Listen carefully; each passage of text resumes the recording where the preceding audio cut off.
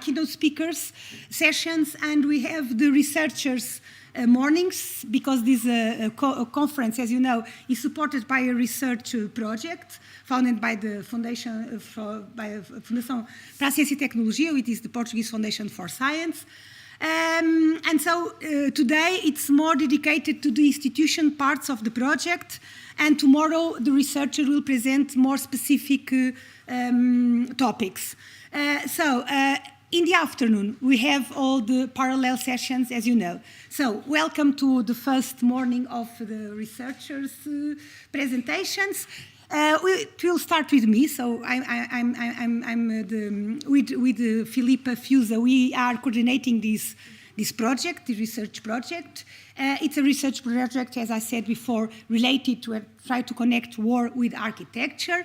And today, besides our own presentation, mine and Filipa, we will have here the presentation of the Major Cunha Roberto, who is represents here the Historical Military Archive in Lisbon, which is a partner of the project also. And the Major is also a researcher in our project, so he will present part of his own research.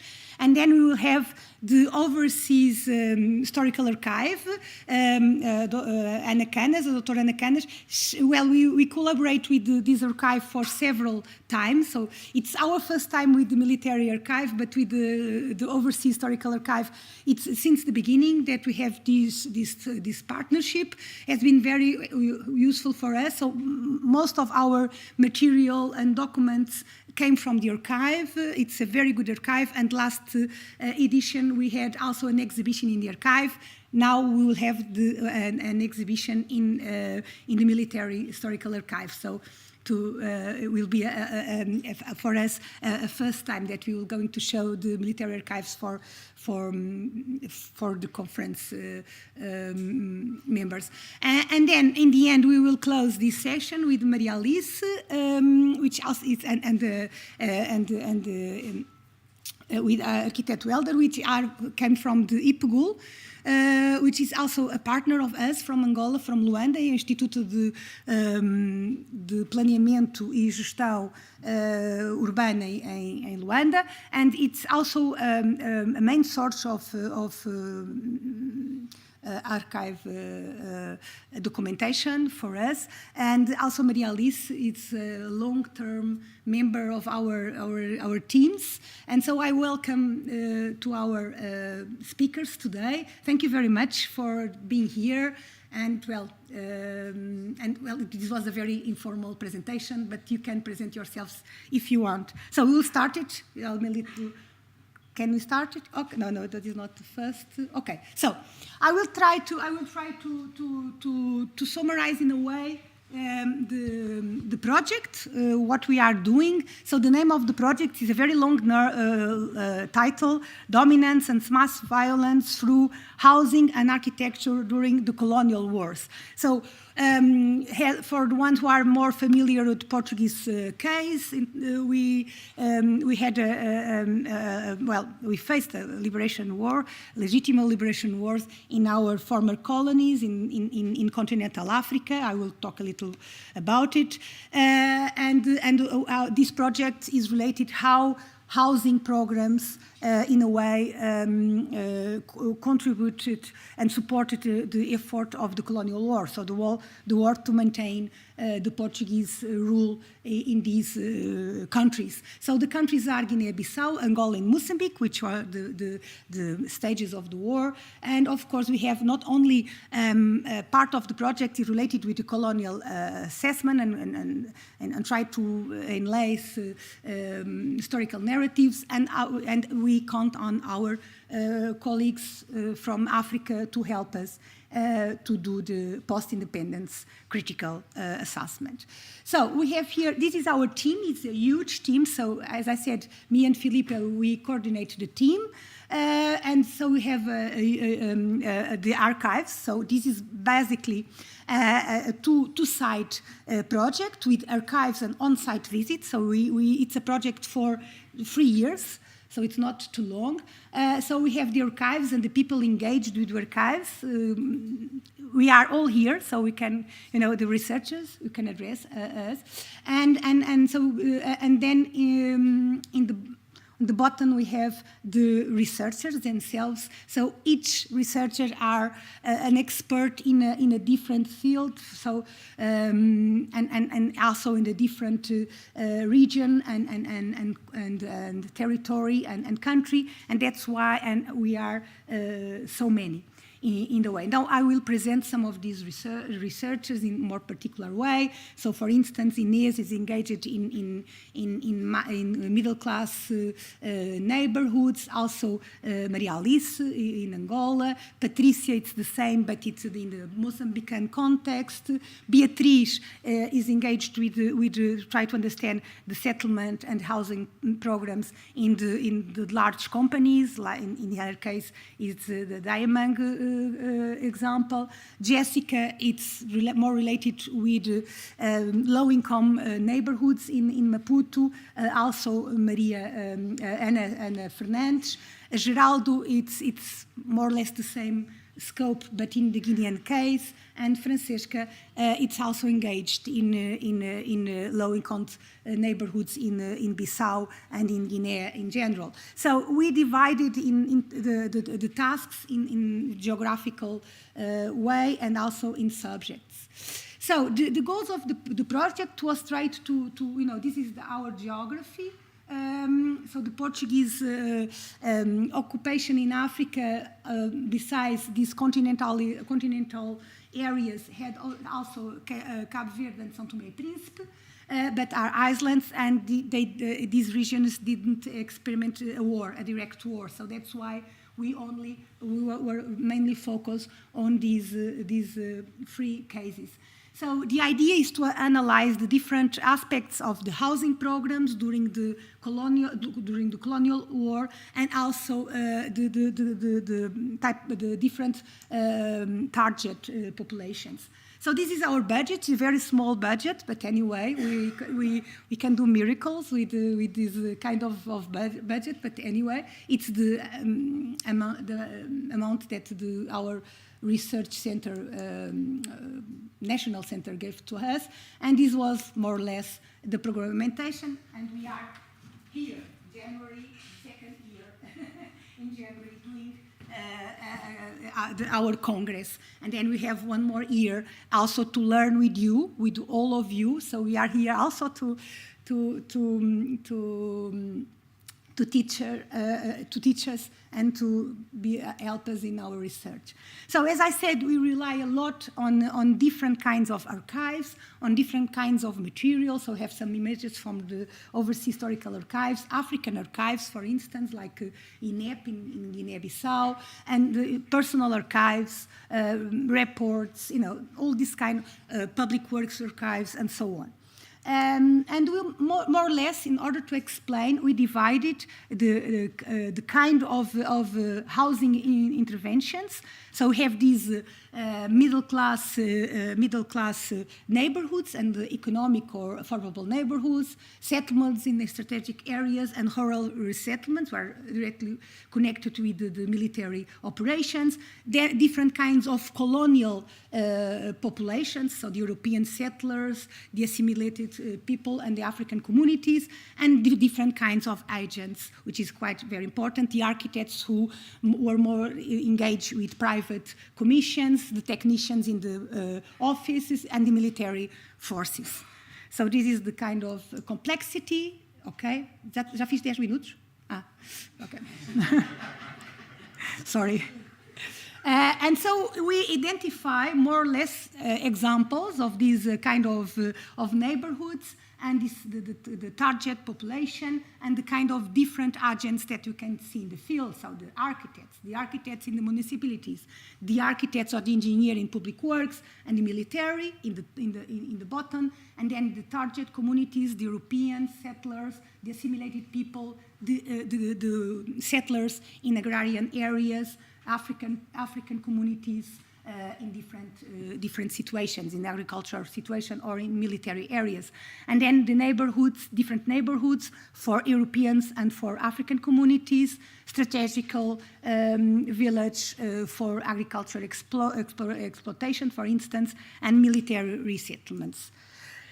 So we started here with saying that we have these visits on site. It is quite important to cross the archive with on-site visits. So we did a project mission to Angola. That's we can see also to and then after the COVID, we were able to go again to Guinea. We know very well all this territory. We visit them for more than 10 years now in a yearly basis. So we have collected a lot of material that we are going to use, of course, in this project. And this was the last one in June in Mozambique. So you can see Anna, for instance, and Patricia here in the picture.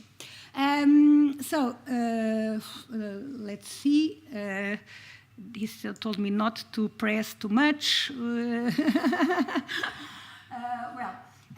So I will, if I will be able to do it, I don't know, I will try to explain a little more about these neighborhoods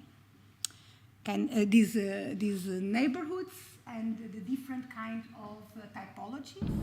Oh, sorry, this is not working, but anyway. Okay, so that's okay. So I think the PowerPoint is not working, but anyway. Yeah, we'll try it again. No. So we'll wait a little more. So what I'm going to try to show you is, for instance, some images of these places, some images of these sites, and then I will try, if possible, to show you the different typologies. We'll see what happens now. Podem fazer a partir daí ou não? O senhor pode fazer a partir daí? Pode passar o próximo? Não é esse, ele não está a carregar. Okay, so what? Not to have to. I'm very sorry for this problem. I never thought it could be a problem to show the. Usually in my computer is more easier. So, okay, so this is different environments, different environments in urban environments. This case is Angola, and the different typologies of housing that we deal with in our project. I had a small movie. I think this is the movies who are making all this problem here. Pode passar para o próximo, se faz favor? Eu vou dizer e o senhor passa, pode ser? Okay, so it's blocked. The presentation is blocked. Doesn't move forward or... Okay. Oh, sorry. So it's blocked, the presentation. Okay, so here we have an idea of Luanda that we really would like to show you, to see the environment. So maybe we could go to the next slide, or otherwise it will be impossible to... So this is my fault, because I introduced here these movies and they were quite difficult to present. Okay. So for the ones, the idea was here to present the current situation in these cities, at least a little, on these sites, the cities and also the rural sites and so on, in order for the ones who are not so familiarized with this. So the next one, please. So familiarized with the Portuguese colonial context to see. So here is an example. It was a work in Guinea. It's also, the different kind of people that we interview, the different kind of houses that we visit. So the next one will be better to move forward. Otherwise, we'll have no time. Please. Está bloqueada still? Okay. So in Luanda, we did more work related with... Aqui estava a bandeira, era? In a rural context, in the military resettlement. So this is the kind of war ruins that you can still present it there. So the next one, please. And the next, I think it's some images from Mozambique. hopefully. So as I said, in Angola and Mozambique, we explore more the big cities because there was a huge investment in these urban neighborhoods and in the expansion of the colonial cities. And in Guinea, for instance, we were more interested in these kind of military settlements. So can we move forward, or it's still blocked? Okay, so here it's I think, okay, just the, can you put it a little, maybe to see the Cavadas building of of Bernardino Ramalhete, which is a very beautiful building in the city of Beira, to see the kind of, okay, that's okay. Okay, so I hope no, the previous, okay. So that's okay, just move on. This is why I call it a huge disaster. So just move on, the next slide, and then the next one. Okay, so we'll stay here, okay? Okay, so very quickly, what would we have in the 60s, in 61, when the war started in Angola? We have a huge or a more crescent 25% of the population, urban population, were European origin, with European backgrounds. We have, of course, the war starting in Luanda first with some revolutions, and then in the countryside. And we have, of course, this kind of rural landscape as a result of this war. So the next one, please. And so one of the big problems of the Portuguese colonial government was how to solve the relation between the informal neighborhoods, the Museques in Angola or the Caniços in Mozambique, and how to bring more Europeans. So there was a policy, a clear policy to bring more European settlers to the urban space, because in the urban space, the Europeans were being more and more present. And so this was this kind of operations of trying to identify the different kinds of neighborhoods to allocate it to different targets of the population. So the next one. So the middle class, which I tried to introduce here by these images, which could be, could be higher office, but also could be people from, for lower middle class, were the target for this kind of neighborhoods that you can see here, which is in the outskirts of the city, and started to have this kind of configuration. So the next slide, this is in Luanda, all of them. The next, please.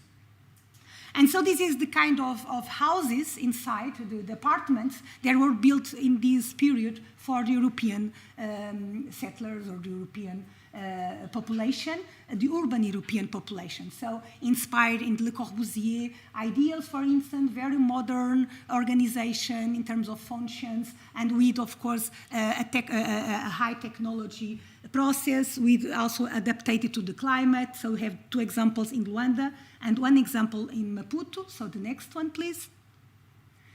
So you can see the kind of layout for the apartments who were tried to be with different agents, cooperatives, private promoters, and so on. So the next one. And these, tomorrow, we will see some examples by our researcher. The other kind of target were, of course, the assimilated populations. That we use here an image from the Luís Possolo archive. And the idea was to divide this kind of population in two parts, into different typologies or profiles. So we have a more urban population who would live in this kind of neighborhoods. So the next one. And this is the kind of apartment that we can nowadays visit. That was probably developed to this kind of populations. So it was buildings with more than one store. So it will be collective building, for instance, try to introduce the African population in more urban and cosmopolitan, in terms of what the Portuguese thought it was habits, and then the second target was these suburban neighborhoods outside the cities, but also for African communities who were in the process of becoming more and more urban. Because, of course, not only with the war, but also with the industrialization, there was a lot of migrants from the rural communities. So the next one. And this is in Bissau. The other image was in Lubito, do bairro do Alto do Liro. But this is in Bissau, and the kind of, so it's usually detached houses with a very elementary plan. And so nowadays we did some work. And today I will present only a more or less image from today, from the current times, and tomorrow we'll present more archival material. So the next one, I'm almost. And then, of course, in rural areas, we have a different kind of targets. We have the Europeans also, people who came from the north of Portugal or the center of Portugal to inhabit specific areas mostly for agriculture exploitation. Filipa is an expert on this subject. These are some images of the cella, Colonato da Cella in the 60s, so you can see how these ladies still wear clothes that they were in Portugal, and they behave like that, and even the houses. So the next slide, please. The houses and how the landscape were organized in village that remind Portugal village with the same the same names, the same toponomic names and so on, and also the configuration of the houses, were in a very enrooted in Portuguese tradition, in order to these communities not forget that they were Portuguese. Next slide. At the same time, of course, being at war, it was necessary to include African population in this kind of project. So there were also specific programs for African population, as you can see here.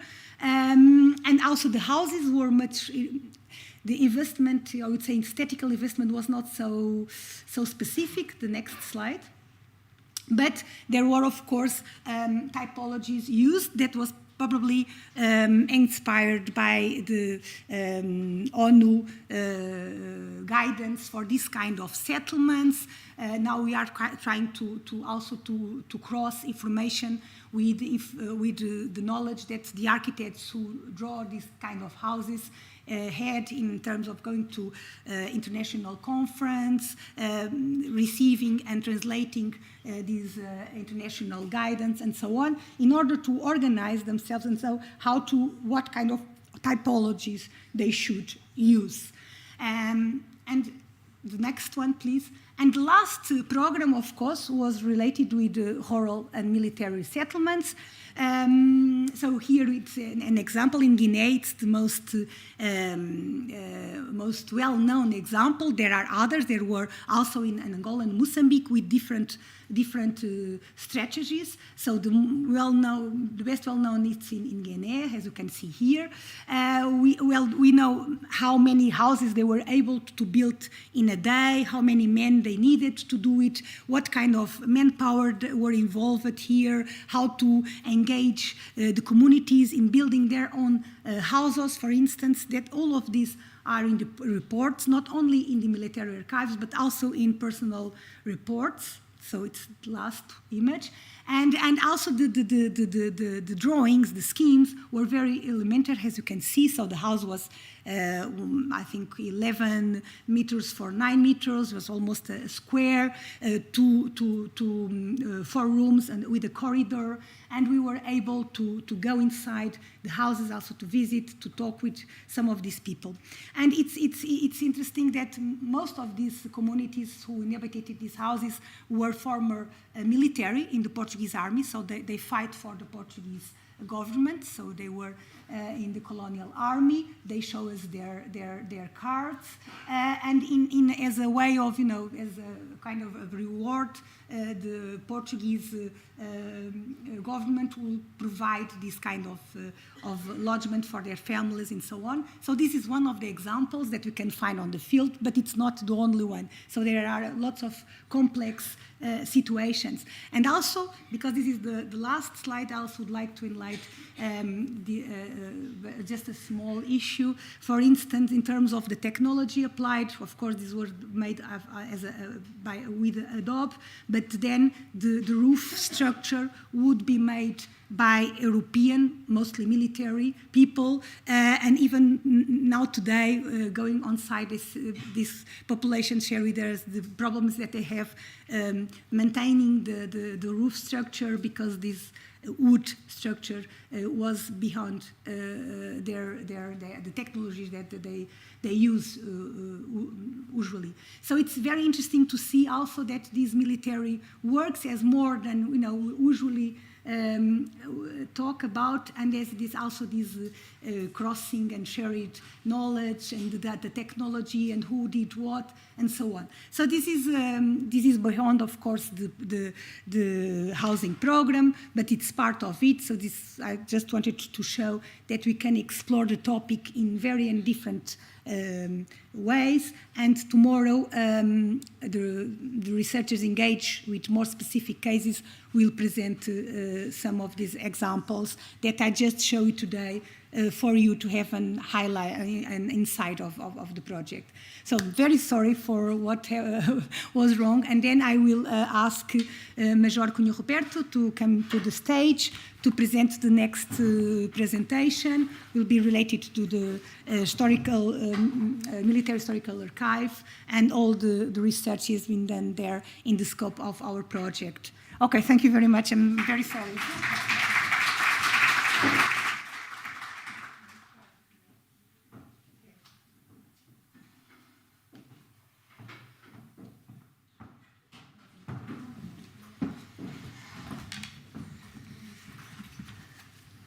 Good morning, everyone.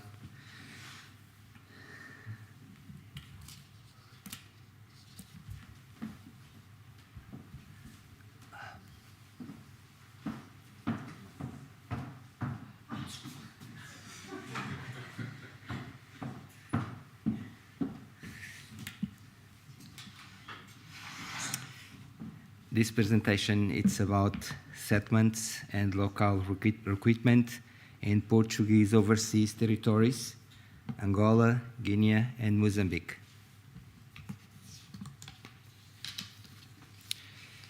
We can find information about settlements and local recruitment in Portuguese overseas territories in the archive online platform named Arquivo, for example, in the organic found Army and Wars Minister Office. This platform, it's the platform of Military Historical Archive.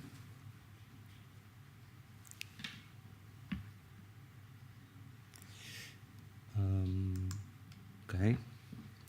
In the description level series, visit and inspections to the overseas provinces, it's also a valuable resource of information.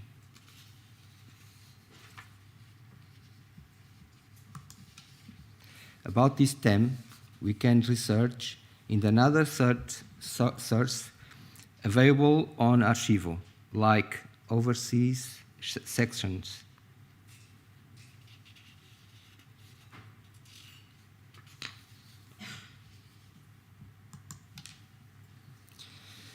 Rural settlement and population regrouping, it's in the legal framework, community development concept, UN, in the United Nations, rural settlement, ministerial diploma, 3484, April 24th, 1964. Norms of rural resettlement and populations regrouping, approved in the reunion of Provincial Council against Counter-Subversion, April 3rd, 1972.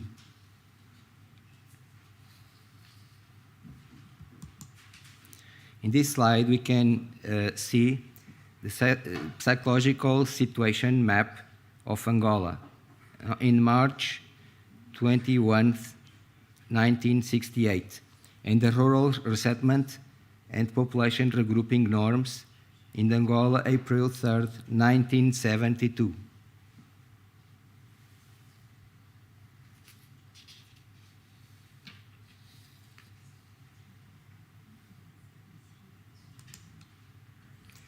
Planning and executing the rural resettlement.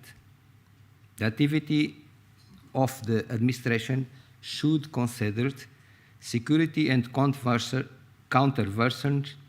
aspects, different degrees of subversion, zones 1 and 2, through the report of the zone military sector commandant. The regrouping of population, it consists in the transference of population from one local to another, aiming to modify the normal size of the populational nucleus, transforming small scattered units into the major and ordered ones. Reasons for the regrouping population: economic motivations, security and counter-subversion.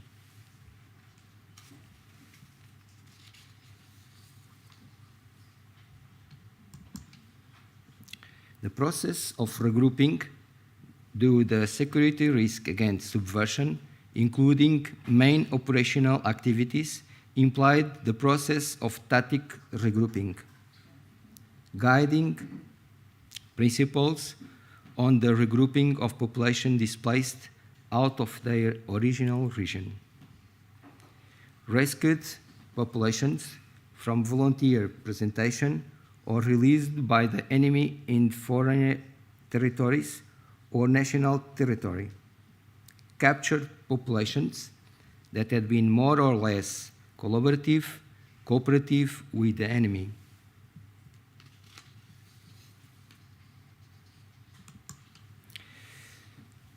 This is a standard solution to the settlements were applied in Angola, but it also applied in Guinea and Mozambique. This is a standard model.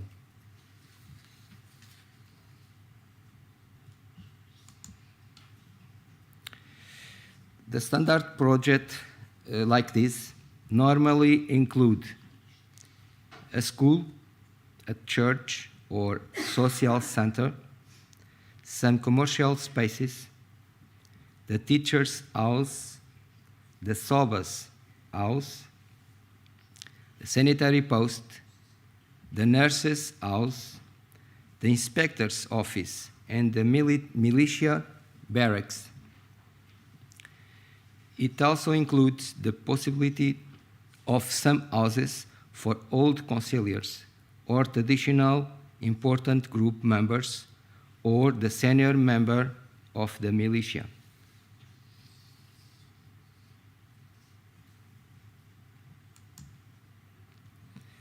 Here we can see a settlement file that includes general information about population, the name of the settlement, the name of the local chief, and some data about social status or of the population and social support.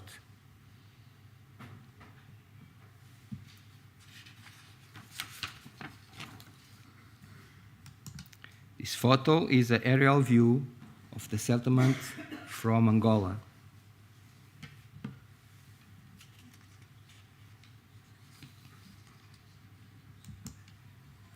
And these photos are from two different settlements in Angola, namely São Bento do Cazombo. We can also see counter-subversion in group in a resettlement of people in Angola and a surveillance tower in Guinea.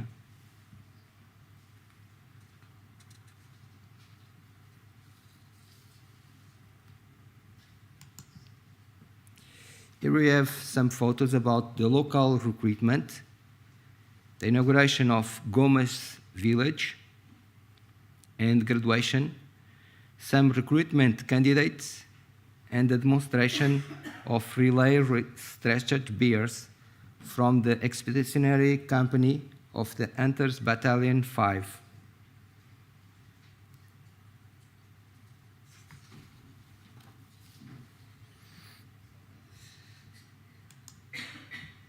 This slide can show you the population's growing adherence to the policy of socio-economic promotion has made it possible to develop the African forces, which in turn has contributed to favorably accentuated the psychological imbalance of the people from the provinces.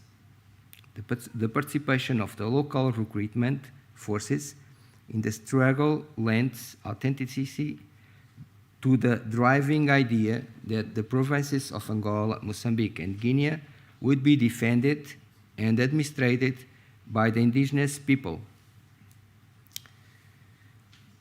In this investigation, we retrieved some documents issued by the General Secretariat of National Defense to the General Staff of the Army and the Chief Command of Guinea, reinforcing the guidelines regarding the evolution of the African forces. This is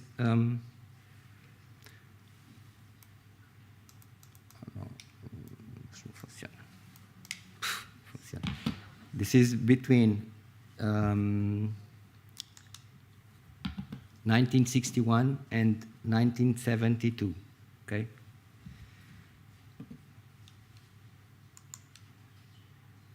Okay. Thank you for your attention.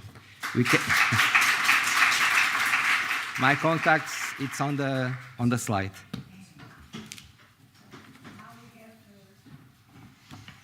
Canas from the Overseas Historical Archive in Lisbon.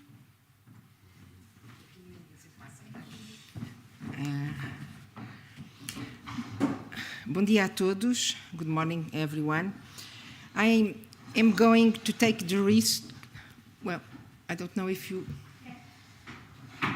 Okay.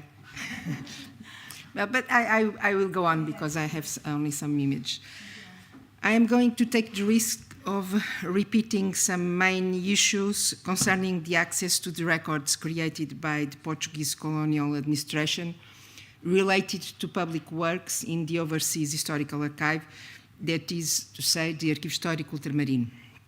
These issues were mentioned namely 4 years ago in the previous International Congress and resulted from the archival processing carried out in the Arquivo Histórico Ultramarino during the Colonial Planning Office and coast-to-coast projects.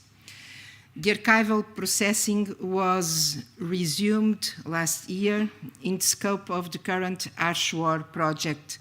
The whole of the 3 projects was led by Ana Vaz Milheiro. The records that we are speaking of belonged to archives of Portuguese colonial central offices seated in Lisbon. They date from the mid of the 19th century and mainly from the end of this 19th century until 1974, though there are a few later records. Brazil, independent 200 years ago, does not anymore integrate this bulk of documents. All these records were transferred in several times to the Arquivo Histórico Ultramarino following its establishment in 1931 from different places and entities in Lisbon. Until the coup d'etat of the 25th of April 1974, they came mainly from the offices that created or inherited them, often by the intermediation of other offices of the Ministry of Colonies, afterwards Ministry of Overseas. After 1974, this ministry ceased, occurring the independence of the African countries and the recognition by Portugal of the Indian sovereignty over Goa, Damão and Diu, the approachment of Portugal to China regarding Macau, and the beginning of the hard path to the independence by East Timor, reached only in 2002. Thus, after a sometimes troubled trajectory, other sets of public work records of the Ministry of Overseas were moved to the Arquivo Histórico Ultramarino. One, disarranged, entered in the end of the 90s of the 20th century. The second ones were added in 2013 and 2014, transferred from cooperation offices linked to the Ministry of Foreign Affairs. The archives of the Portuguese administration seated in the previous colonies and regarding public works remained there.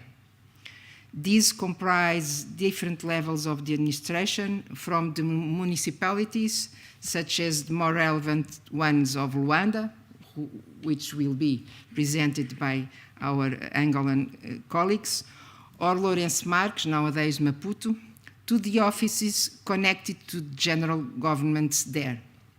In Portugal are kept mainly the records that were regularly sent to Lisbon from the offices in the colonies, reporting on their activities to the central government here.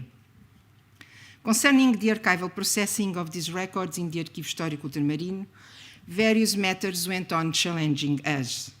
The key one is related to the fact that the documents of the archives of the Central Overseas Public Works Administration are often kept together or mixed up with documents from other archives. Sometimes this happened because public works were ruled with other affairs by a single department, and their records may have belonged to the same archive. Administrative and archival change occurred over time, and we have to try to understand their impact on the current state of the records to better describe and relate them. Data concerning the administrative history, namely legislation, and the archival history of this documentation is available at the site of the ARCHWAR since 2019 at this URL. It is being revised in the ARCHWAR project. The second issue which we have to keep on addressing is that the whole of these records is spread by 12 repositories in the archive, and a part still poorly identified. So, also along the ARCHWAR project, the archival processing methodology was the following. We used mainly an old repository guide, a kind of container list with some information on the records, available in PDF at the site at, this doesn't, oh yes, this goes, this. It was made the first selection of almost 3,500 bundles, boxes, and volumes. The criteria for this selection was based, first of all, on the incomplete and sometimes inaccurate information about the contents of the documents, and secondly, on the sparse information that this old list included about their creators. We described and go on describing sets of documents that can be files, part of files, loose papers, and single documents. Seldom, when there is no choice, the description is made document by document. The documents described receive an alphanumeric identifier, OP1 and following, which is included in their reference number. When the container of the documents changes, mainly from bundle to boxes, their order inside the container is kept. We do not want to harm any future processing of the records that are not comprised by the projects on colonial public works. The description followed general international standard of archival description, the Portuguese line guides issued by the National Archives, and the experience already accumulated. A spreadsheet file was prepared in order that the descriptions keep on to be migrated to the archival description database of the Arquivo Histórico Ultramarino. This spreadsheet Besides the usual elements of information on the records, such as title, content, and span dates, includes information on the numbers of photographs and architectural and other technical drawings. As the archival processing went on, we decided to abandon the description of records that probably belonged to the same archive as public works, but were numerous and less relevant or prior for the projects. This was the case of mail and statistic records, as well as recruitment and personal files, for now on. The correspondent online finding aid can be accessed at the archival description database of the AGU at, for here, yeah. The descriptions which are now being made will be available in 2023, this year. Some observations still about the work that was done. Until now, this number of descriptions, 2,000, almost 20,000 were made. We have identified this number of photos and this number of technical drawings, though we did not describe all the drawings. It was impossible. Few maps were also identified. These records are mainly dated from 1870 until 1974. A note,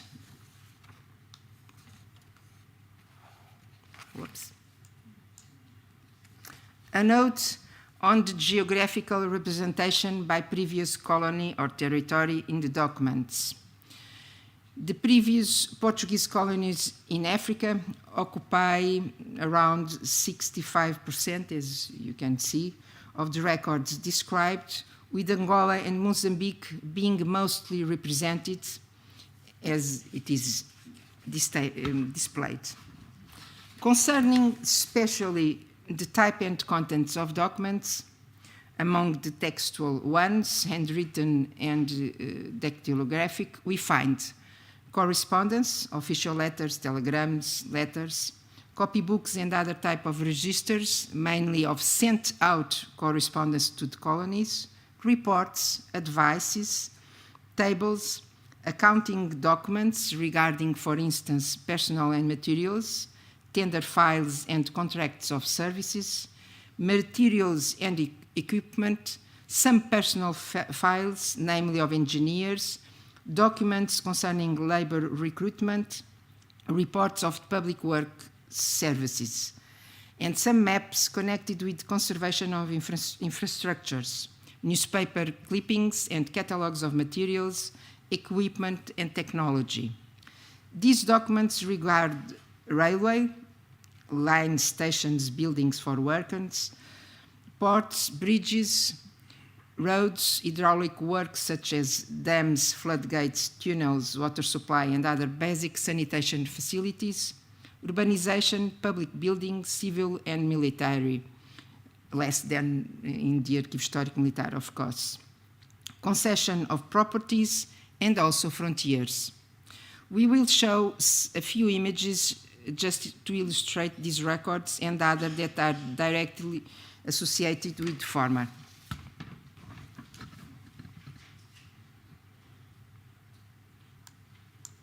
Okay. This is document related to São Tomé e Príncipe, 1893. On the left, you have handwritten annotations on translation to Creole of words and expressions used in work context. And on the right, names of people of a working team, including African people. The capataz, the foreman, the porta-mira, the worker or the workers who helped the topographer, namely to transport and locate leveling roads, and translators. This was certainly used by someone who was leading a team to build in São Tomé e Príncipe. this is just a catalogue of paints from a factory in Glasgow to the railway of Moçambique, Angola, of the beginning of the 20th century. The cover, a photo of an album of de Lourenço Marques, nowadays Maputo Railway Company, showing the boarding of passengers from the ship Franconia from Southampton to the train in Lourenço Marques for a visit to the interior of Mozambique in Lourenço Marques, Maputo, in 1927.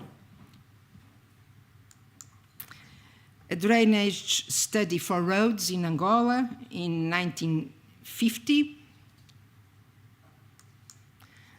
An aerial view of the so-called indigenous bairro or neighborhood of Lourenço Marques, Maputo, in 1940, from a report of the governor of Mozambique to Lisbon. And a general plan of the dam of Cabora Bassa in Mozambique, 1966.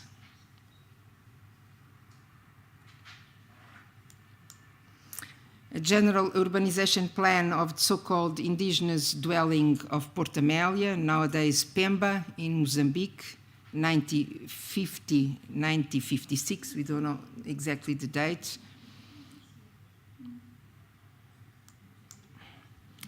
A plan of the urbanization project of Luanda, signaling for areas in 1963. And finally, an aerial view of the bairro of, or neighborhood of Inguri, Angoche, nowadays Nampula, Mozambique. There are 2 photos.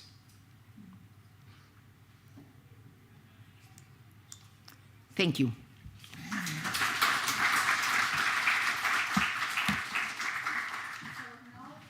For the final presentation by Maria Alice Correia e Hélder José from IPGUL.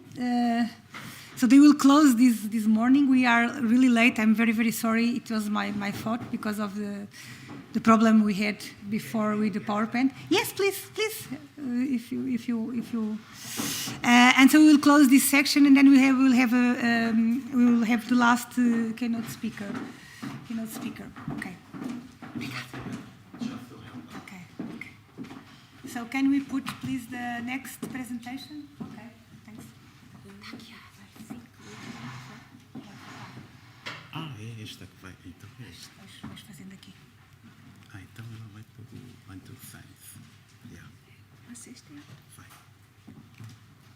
Good morning. Wait.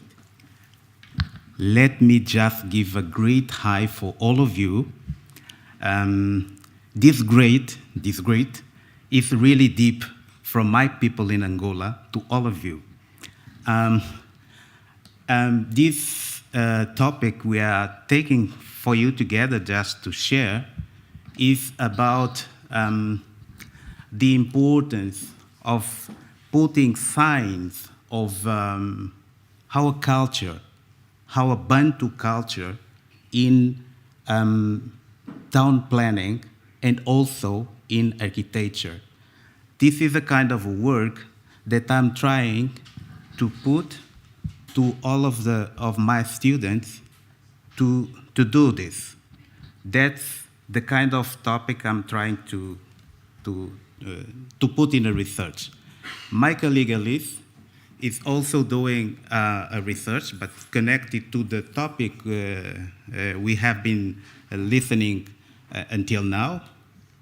And the topic she's studying, it's about the time frame of architecture done by the Portuguese since 1915, I think so, or 60, until 75, and after the independence. What happened then? But what I'm really trying to share with you is this topic that we are doing together. It's only full. Okay. How does it work? Para ali? The white one? Oh, here. Nem eu percebi, mas acho que, como visto, não é? Como pelo desastre que foi. Ok. Ah, okay.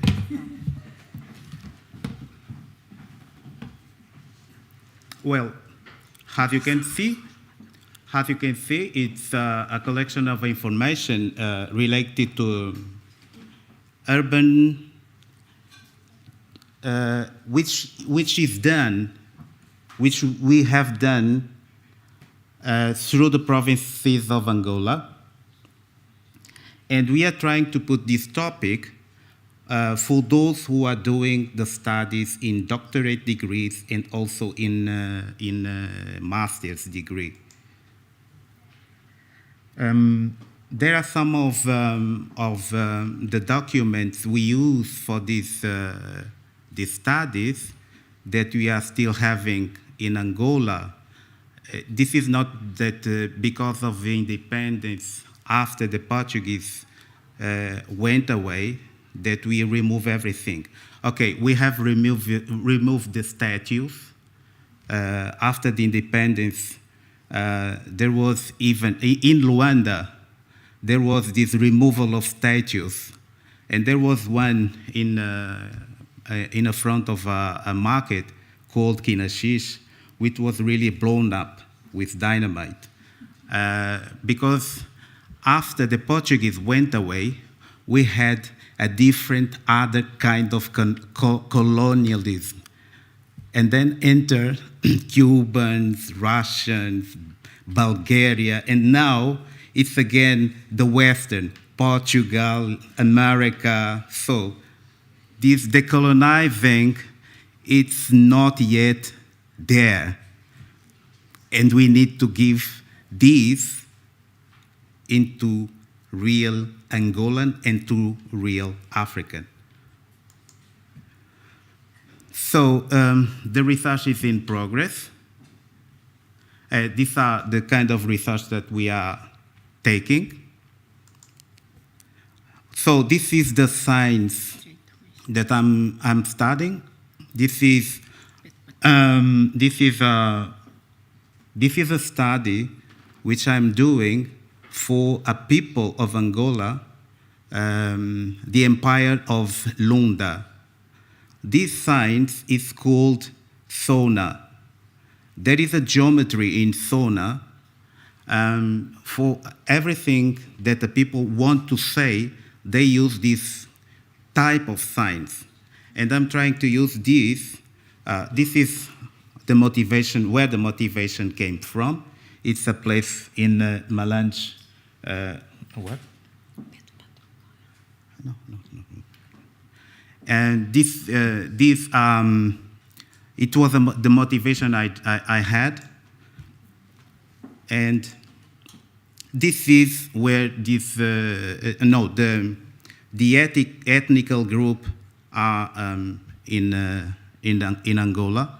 And the group I was studying, this is the blue one, the Lunda, which the capital of empire was in Angola, but this empire was through DRC and also Zambia.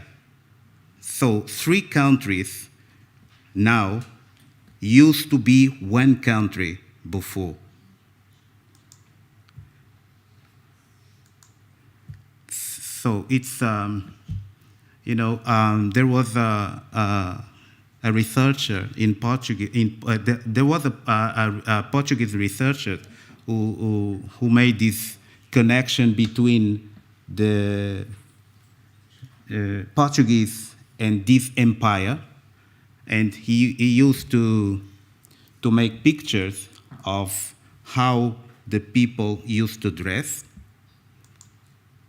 the masks. This is the telling stories. This I use just to see if it's possible to put in architecture and also in town planning. such of geometry. And this is how the kingdom, the king, this is the compound of the king. For the Lunda, turtle is an animal which brings the sign of power because of the way she walk, you know. She walk slowly and know exactly what it is doing. So because of this, the people, the king, they use this in planning the compound where he used to live. Well, this is the trying of honor these signs of sauna in architecture, also the same.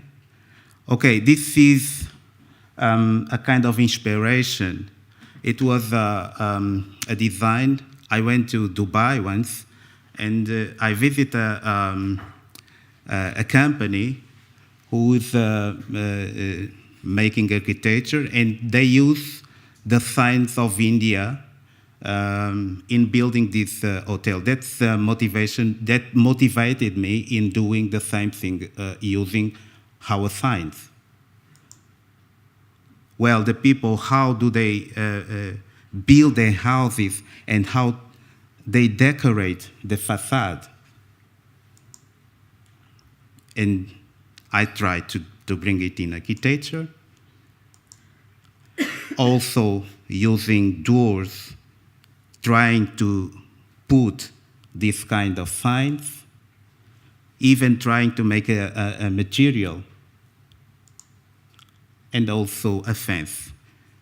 Thanks for your attention.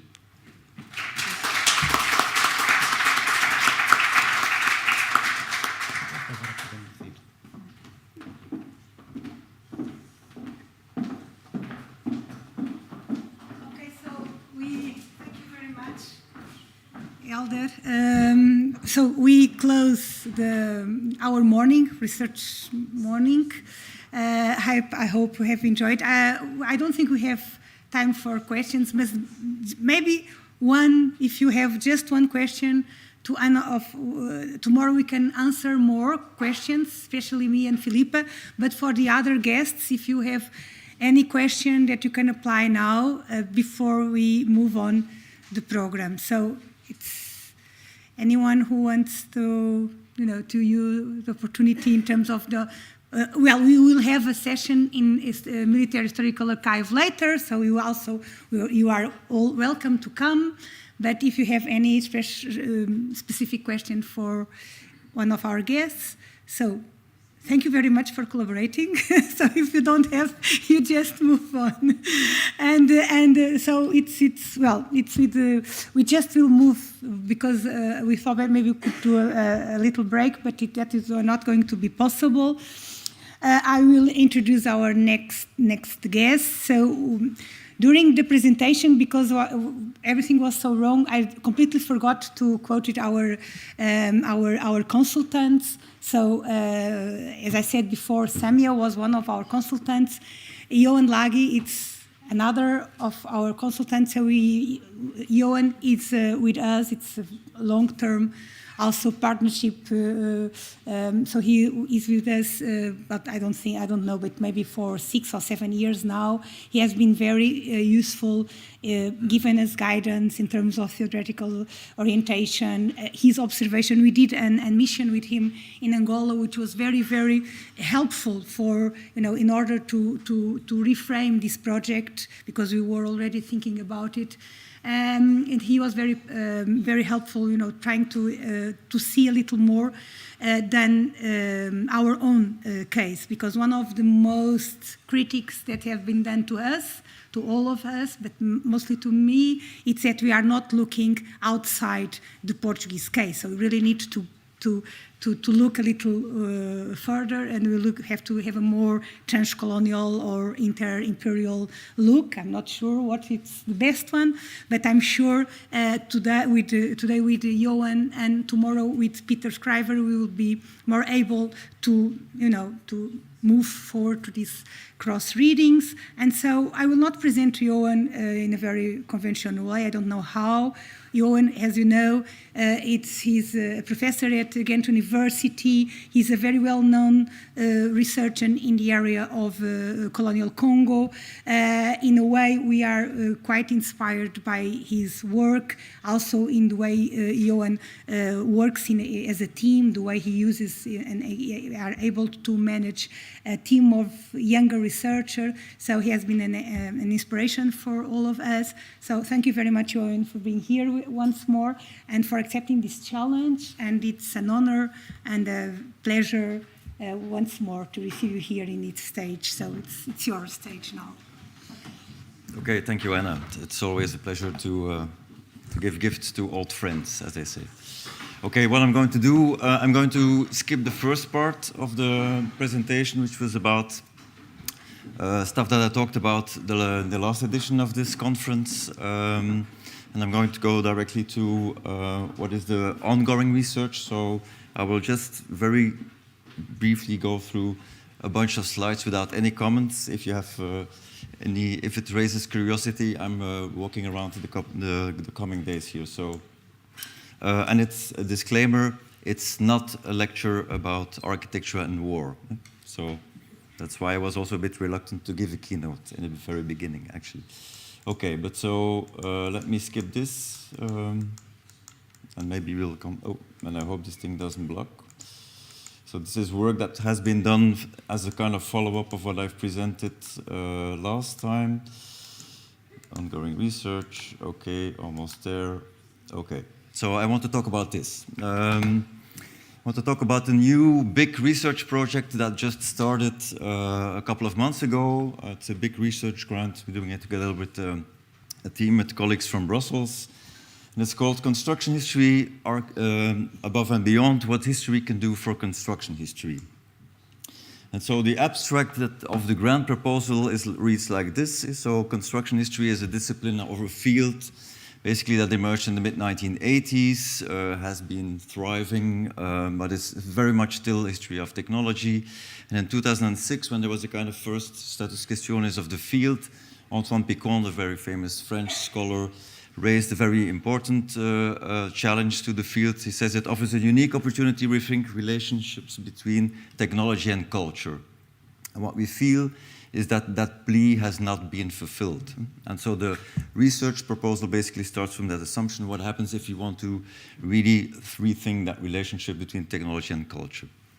And so what we do is we start from the fact that there's a kind of large community in Belgium around construction history.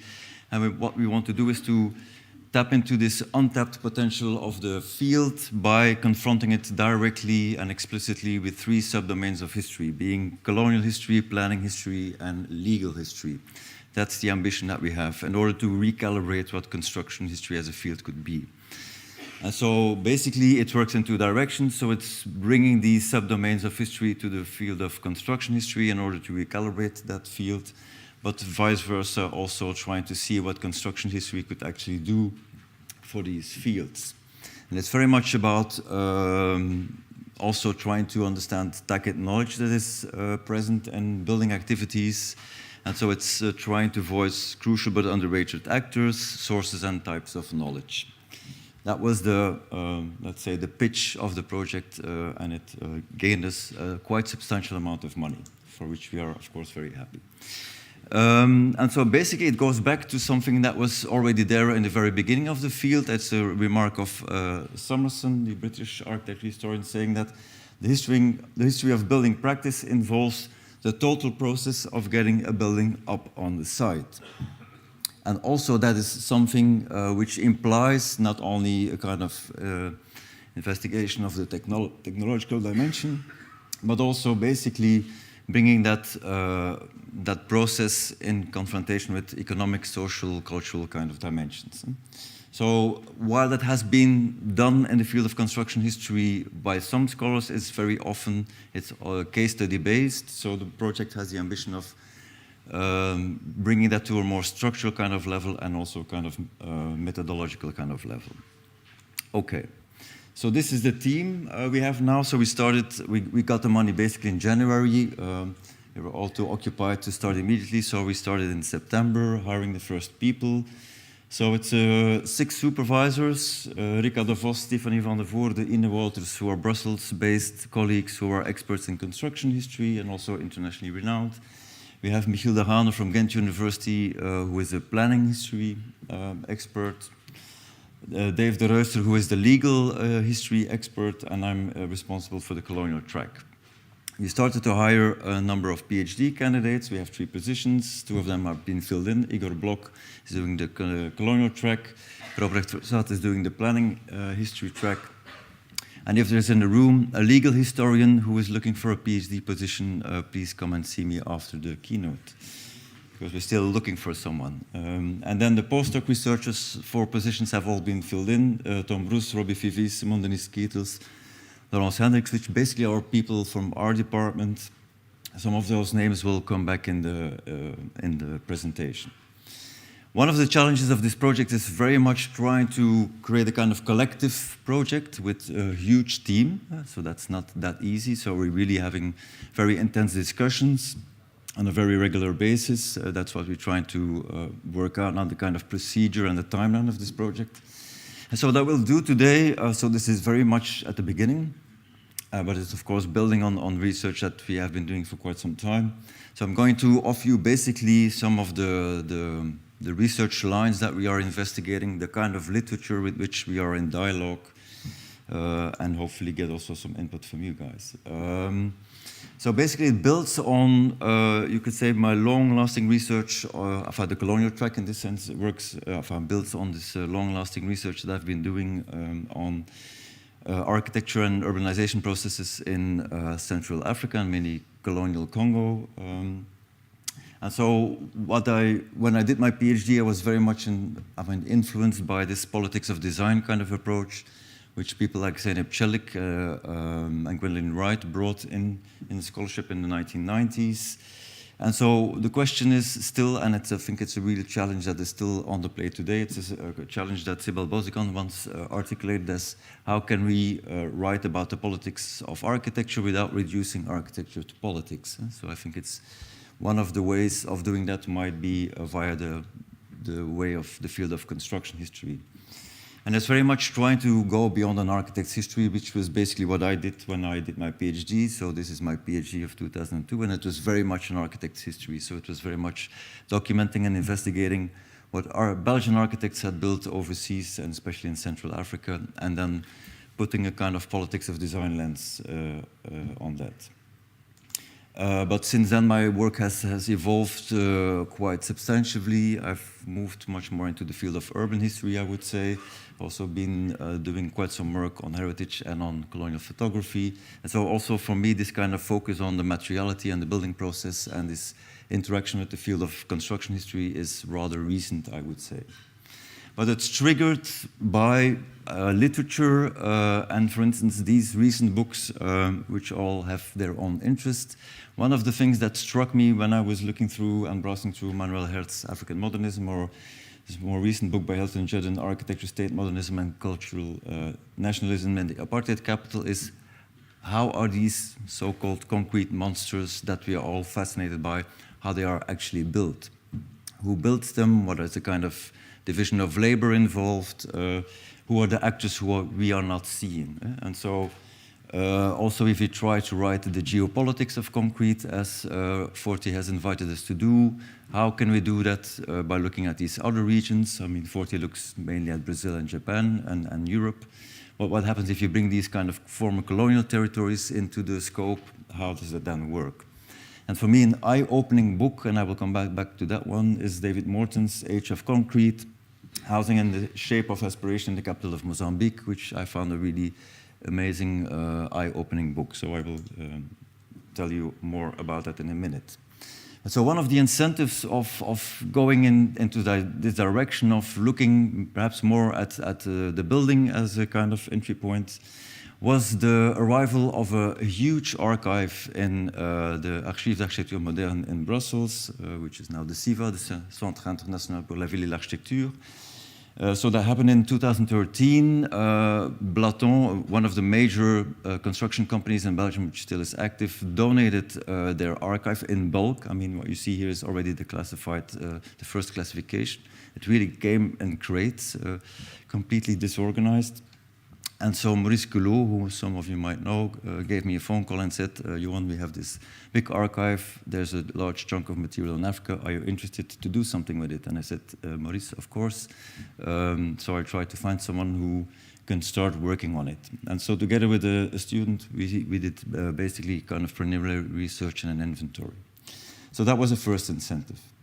And so from that archive, we developed a research project called Tout le Congo est un chantier, reassessing the building history in Congo, which was like a first attempt to bring in this field of construction history and via that way try to write an alternative history, architectural history of colonial and post-colonial Congo. And I'm very happy to announce that the PhD candidate who worked on that project, Robbie Fivet, is actually going to have his public defense next Monday. So if you're interested, talk to me, I can give you the link. It's a fantastic work, and it's one of the things that really triggered also this new research application.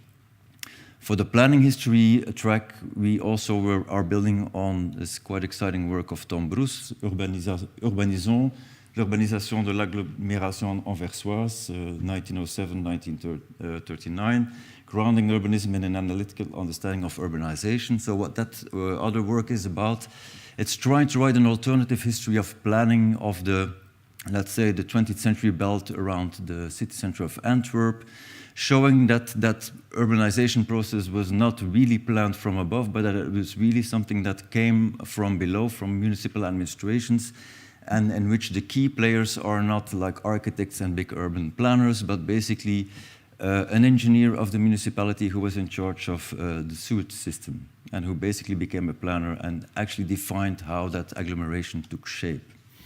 So it's these kind of works that help us to articulate some of these tracks we are trying to cover in this research project.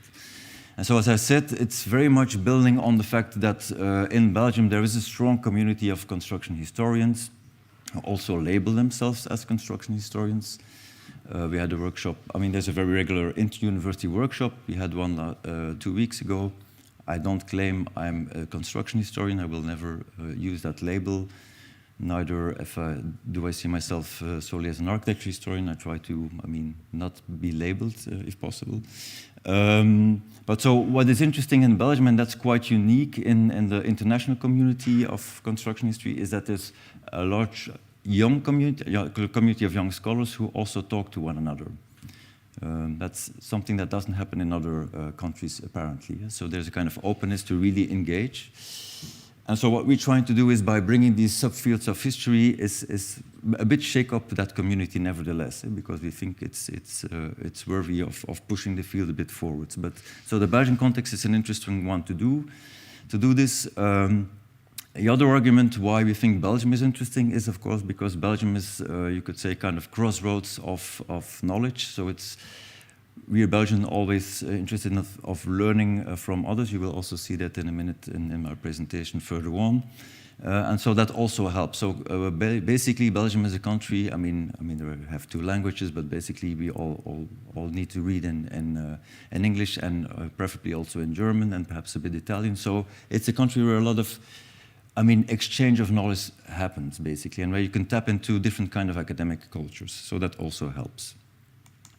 Okay, one of the, for me, also incentives is that I've been mentor of a big project run by Monika Matelinska of the Leibniz Institute for Research on Society and Space. Monika is also here with one of her PhD students, Paul Sprute, so I've been following that project also as a mentor.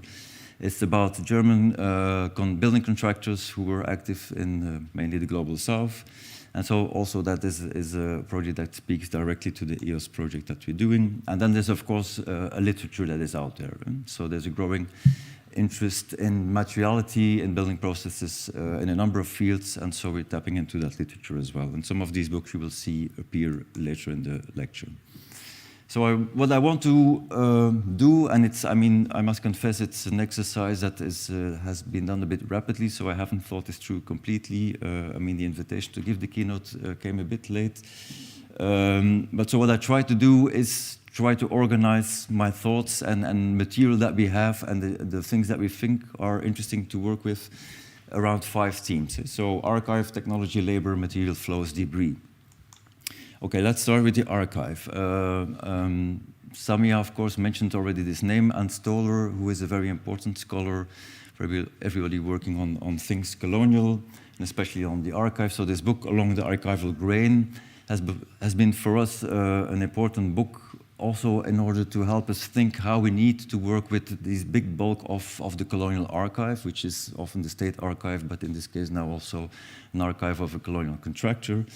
And so how this idea that the archival labor is not to be approached as extractive enterprise, but basically what we need to do is a kind of ethnography of the archive, and basically also understand very well how that archive was basically constructed. So why was it made, for whom, via what kind of procedures?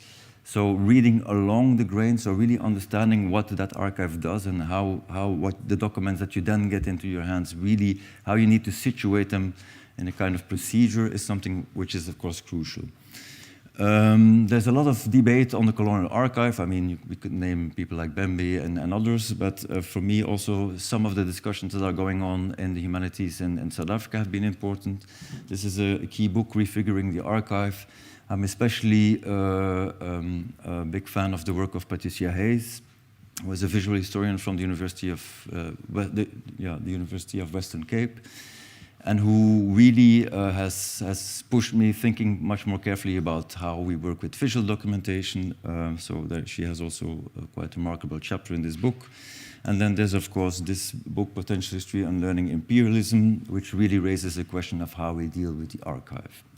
So let me go and show you 2 ways of what we're trying to do with the archives we've been working with so far. I'm building here on this notion of the cognitive principles of design, which I take from Peter Scriver, whose work I greatly admire. So I think what he did in the mid-1990s on the public works department architecture is still very relevant for reflections today. So this idea of the cognitive principles of design comes from there. And we had a research project on hospital infrastructure in colonial Congo. There was a PhD candidate, Simon Denis Ketels, who now luckily is also part of our EOS team as a postdoc researcher, who tried to make sense of the archive as a tool to understand how Belgium as a small colonial power was actually able to, if you compare it to other colonial powers, to build an enormous impressive kind of infrastructure for healthcare in its colonial territory. So by looking at official policies and trying to figure out how these policies were then implemented in the building of an infrastructure that would cover the whole territory. And to do that, he worked very extensively with the archive of the Ministry of Colonies and also what is called the Gouvernement Général, so the local administration in Kinshasa, which was then the capital city of the Belgian Congo, and really trying to find ways of understanding these patterns of practice, because there's no theory of design that is articulated in one document or one file, so you really have to work very carefully to try and reconstruct what might have been potentially the way of working.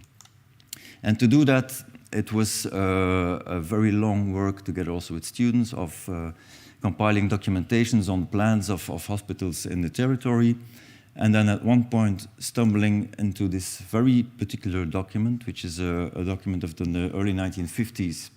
And it's like a folder with a series of type plans, which then started to become a kind of key of reading what in the 1950s, which is a period of the 10-year plan for the economic and social development of the Belgian Congo, which really became the template of building an infrastructure for healthcare during the 1950s. And so what Simon did, and it was a quite remarkable kind of research, is trying to see if this footprint of these hospitals infrastructure, if you could find it all over the territory. So it was using reports, official reports, to see where hospitals were built, going to Google Earth, and then basically browsing all of these kind of, like a kind of drone, looking over the territory and trying to come to this kind of drawing, and trying to make sense of this drawing.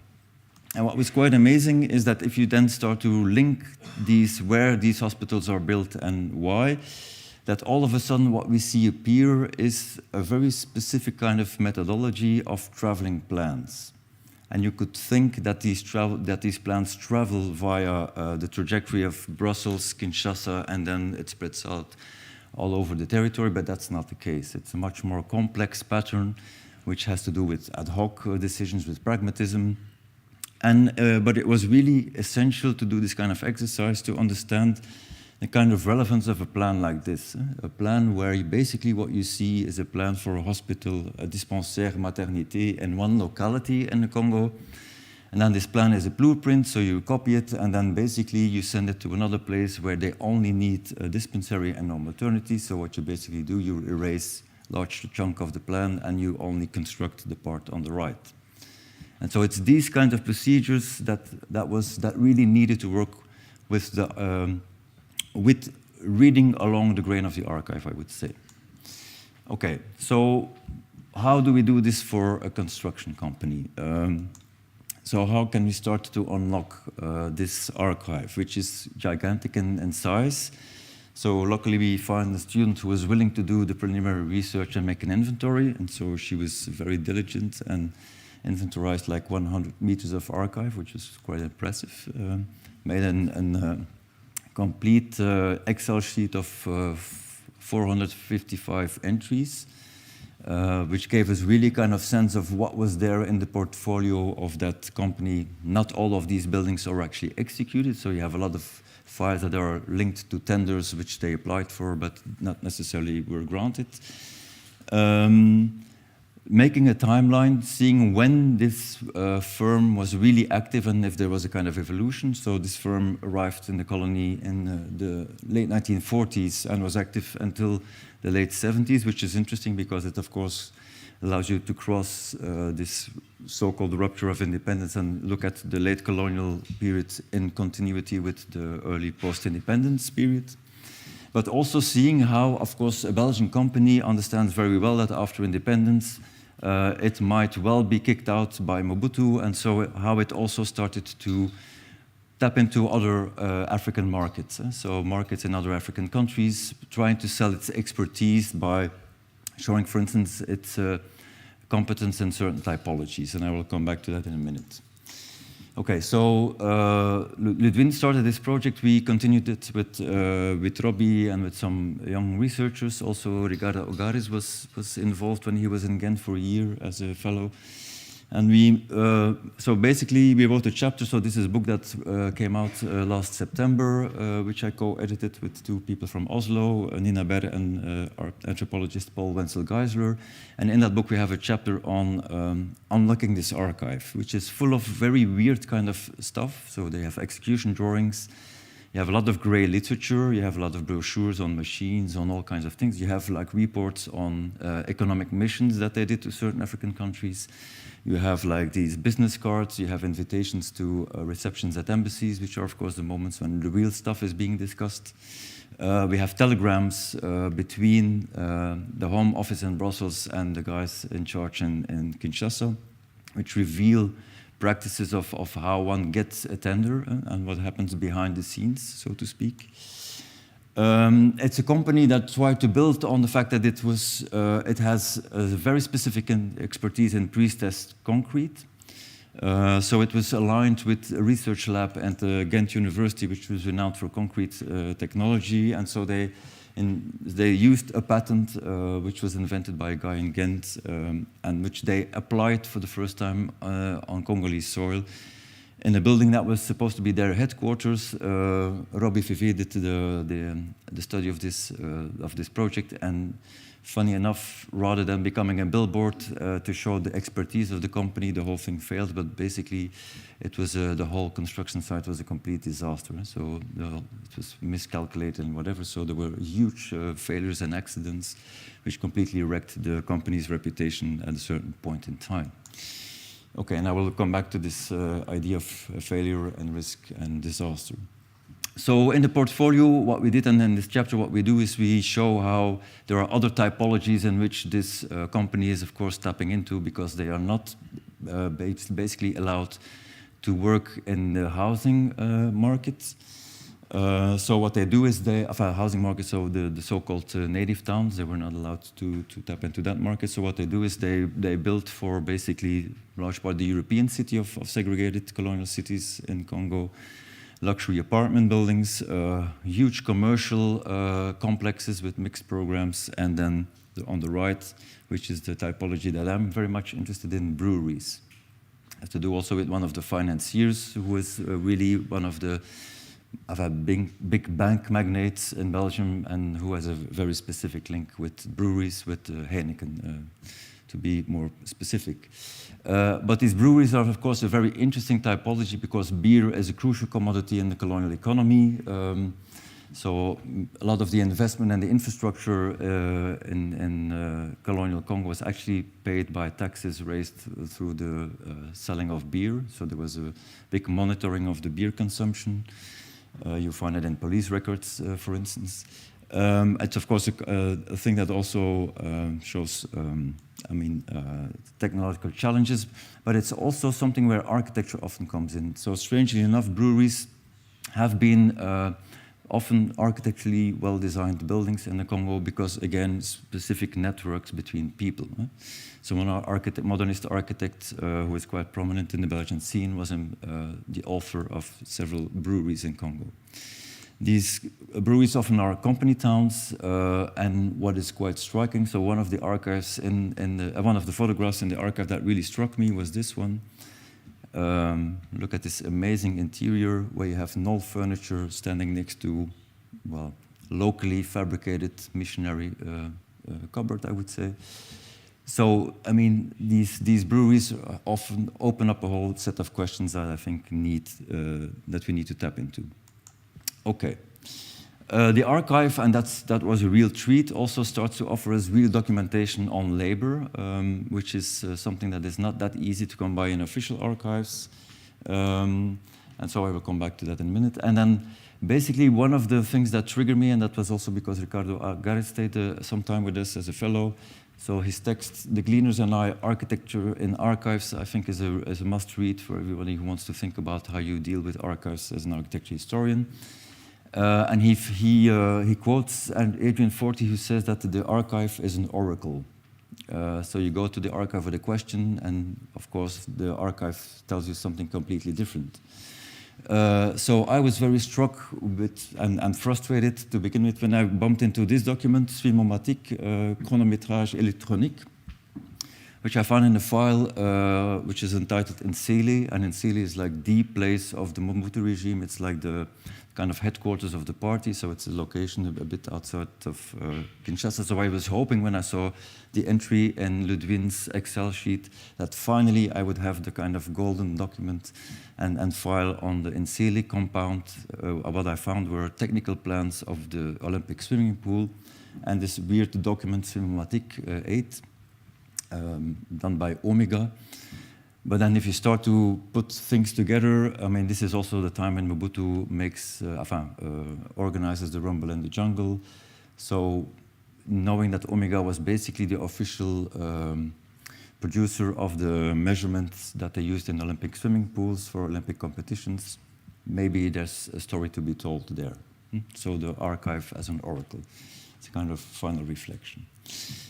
What we, of course, have is silences in the archives. So I'm going to, so we have to be very, very, I mean, it's nice to have an archive like that, but of course that archive only gives us part of the story. So a couple of examples.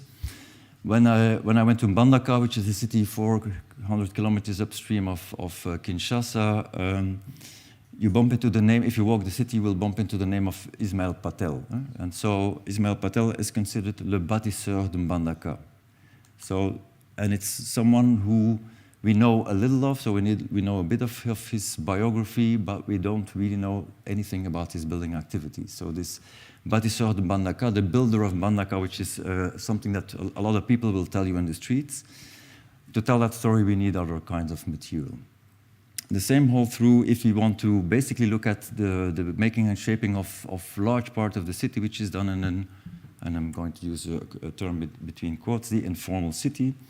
And so people have started to show how you can do that kind of research. So this book by Pierre Canal, Construire la ville africaine, Chronique d'un citadin promoteur, brings us to the four people who we don't see in the official archives.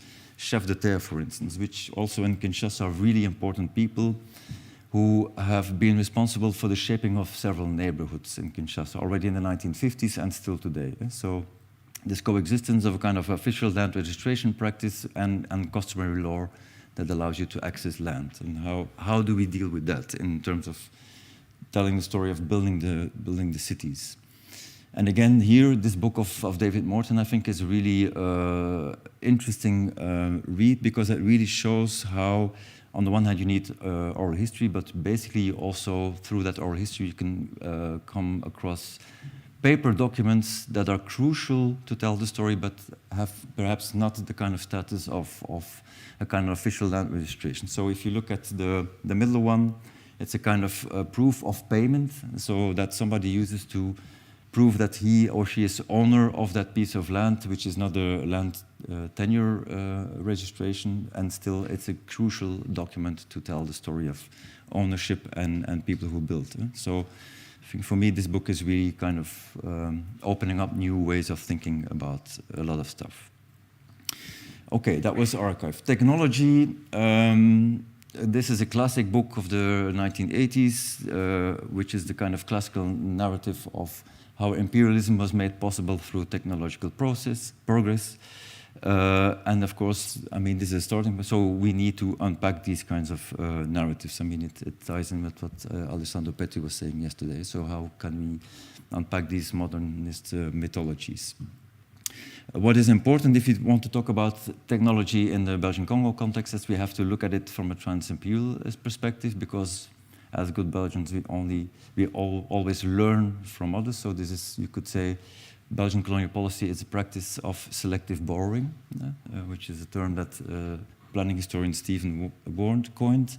So it's really looking at these kind of technological magazines where you see German technology, for instance, being used. Also, cement factories in the Congo were using German technology, for instance. This book on this late 1930s book on air conditioning taps into American and French research, but also looks at applications of that in colonial Libya, for instance, or in the Dutch Indies. So we like to learn from others. But what we still need to figure out is how these technologies were locally adapted. So there was, in this post-colonial STS research, there was this idea of this creolization of technology. So how can we start thinking about those things? I don't have an answer. I'm just putting it on the table as a challenge.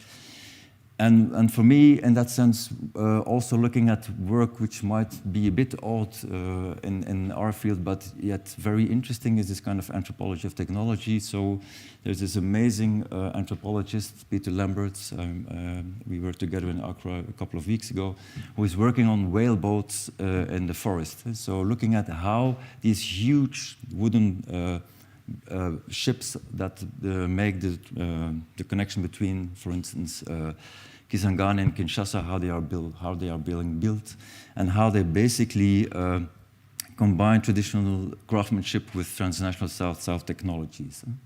So that kind of work, I think, is quite inspiring. If we return to architecture, what we very often see is that infrastructure is a kind of vehicle and visual propaganda to convey this message of the territory becoming civilized and progress. And so it's something that you see throughout the colonial period. So these are the first skyscraper, for instance, in Kinshasa, raised quite some controversy in local press, while in the metropolis was really put to the fore as the beacon of modernity of Congo at the time. And you see that also in some of the buildings I will discuss a bit later, these Sabina high-rise towers which were built in the early 1950s in Kinshasa, which are a landmark in the city, and are presented here in a kind of visual narrative that I found in a missionary magazine of the White Fathers as a kind of ultimate beacon of modernity and progress. So the word that you see is morgen means tomorrow. So, okay, but you also see it in Mobutu. Under Mobutu era, this architecture also becomes this vehicle of selling the message of building the new nation.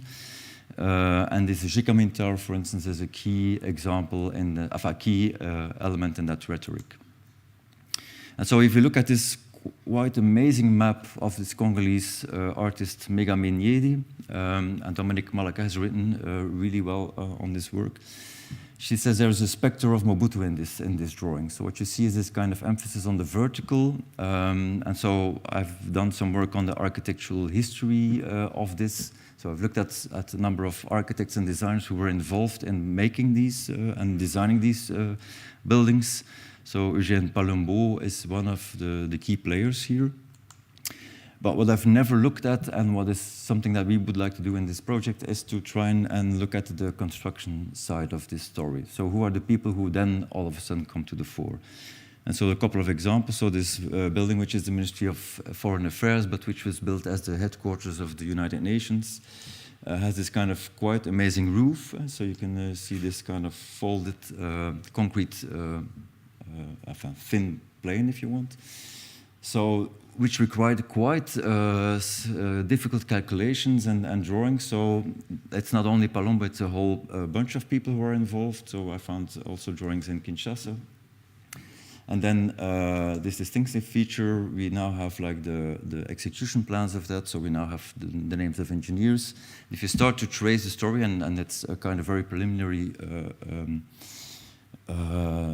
finding that I will share, but it brings us back to my home university, to Ghent, where you have this Labo Maniel, which is also the place which is very closely related with the Blaton archive. So it's Maniel who invented this system of pre-stressed concrete, and that Maniel lab was very advanced on an international level in concrete calculations. So it's these people who all of a sudden behind the scenes pop up. These are also the people who have been very closely working together with the Faculté Polytechnique of the University of Kinshasa for a very long time. So most of the Congolese concrete engineers were actually trained by professors of Ghent University. So these kind of stories pop up. And so it's already a liaison that exists from the late colonial period. So this building also was calculated by a Ghent scholar and concrete specialist. And what we don't know, and that's of course the big question then, how is this quite challenging structure, I would say? Who was actually building that? How was the building site organized? We don't know anything of that yet. And so that will require probably oral history. Another kind of emblematic building of this Mobutu regime era is this échangeur, so this monument for the national heroes, designed by this guy. So we can, of course, again tell the architect's history, and somebody in France is doing now research on Olivier Clément Kakoup, who is a key person if you want to understand la francophonie in Africa. This is one of the architects to look at. He was very much involved in Yamoussoukro, for instance, also. But it's a quite striking feat of concrete technology. I remember speaking once in Kinshasa at a time when this kind of research was not on my radar, with a French engineer who has been involved in the gliding formwork that was used. I unfortunately lost his telephone number, and I hope he's still alive, so that's one of the things I'm tracing at this moment, trying to see if I can get this guy back on my radar and start to have a conversation with him. But we do have now the execution plans, which we found in Kinshasa, because they are, this was built by Safricas, which is a major company, a kind of equivalent of Blaton, but basically a Kinshasa-based company since the 1920s, have a huge archive, so there's another kind of challenge there. How can we make that, unlock that archive? That's another challenge of the project. And so again, this will probably need to involve our history if we really want to understand both the engineering part, but also how it was actually built. Okay, so this all looks like stories of progress and technological innovation, which is a very conventional way of thinking about construction history in a colonial context.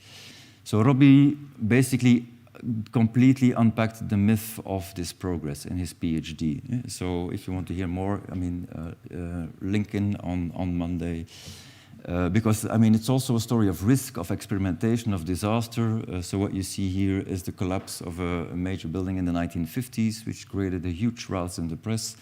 So it's also trying to tell those stories. So not necessarily stories about incompetence, but what Belgian historian Benoît Henriet, and I will come back to him, coined as colonial impotence. So we always think of the colonial agent as being the agent in power, and what we see is that that's actually not the case.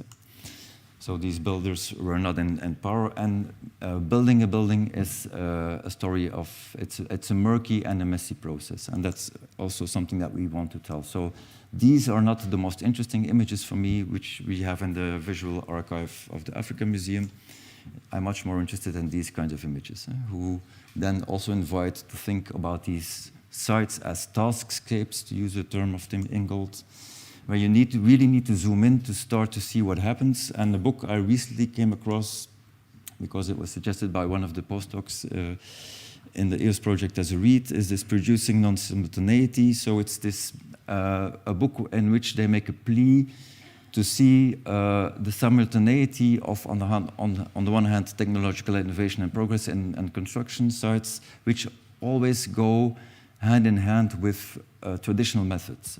And so it's this kind of the outstretched arm of the worker that coexists with the outstretched arm of the crane. And so how we can immediately start to write narratives in that way, and that take that simultaneity into account. So I think that's a big challenge that we have. Labor is, of course, I mean, there's a whole scholarship on labor in colonial history. If you look at some of the early photographs, late 19th, early 20th century photographs of these infrastructures, what you of course see is these regimes of forced labor. So what you see here is the construction work for a fortification on the eastern side of the Congo Free State territory, as it was at the time. But you also have it in of course, plantations and the working of land. I'm showing this picture because forced labor, which is of course the local term, often has a kind of euphemistic jargon in colonial language. So we have this abbreviation in French, TOTE, which is Travail Obligatoire de Titre Éducatif. So forced labor for educational purposes, which is one way of talking about forced labor. Okay, so of course we have that in railroads and big road construction works. There's this whole issue of recruitment and mobility of labor force. That's why these railroads I talked about 4 years ago are so crucial. There's a fantastic book by Charles van Onselen, who's a social historian from South Africa, The Night Trains, which is about the mobility of workers between the southern part of Mozambique and the compounds in Johannesburg. I mean, this is the stuff that we should read to understand what's happening. And what I'm also trying to, I mean, and that's why I think we need to read widely, is also to perhaps not only write these histories in the kind of Gruelgeschichte, as Charles Marchal has done. So this, of course, there's extreme violence linked to this forced labor, but it's, again, a much more murky process. And so recent historians like Benoît Henriet have made a plea to not only see here the colonial agent as the agent in power, but to see the murkiness and the different kinds of agencies that evolve in sites of labor. And he worked on plantations of Libreville, but so his work is, I think, inspirational. As is current anthropological work that is going on extractions. And so this book, which recently came out, Rainforest Capitalism, by Thomas Hendricks, which is about a timber concession and a logging company in Congo. This is the kind of stuff that I think we should tap into to write more nuanced histories of construction history in colonial territories. Okay. And again here, understanding this kind of evolution from like forced labor to like wage labor and how artisanate is also part of that story is something that we really need to unpack. So again, I don't have an answer yet. This is the kind of challenges that we're looking at and that we would like to engage with in this project. So that means that also issues of skill training become really important. So looking at missionaries will become important in our project, I presume, because they were the first people who trained carpenters and all kinds of electricians and all these kinds of people, draftsmen. I mean, the first draftsmen who worked in architectural offices were trained by missionary fathers.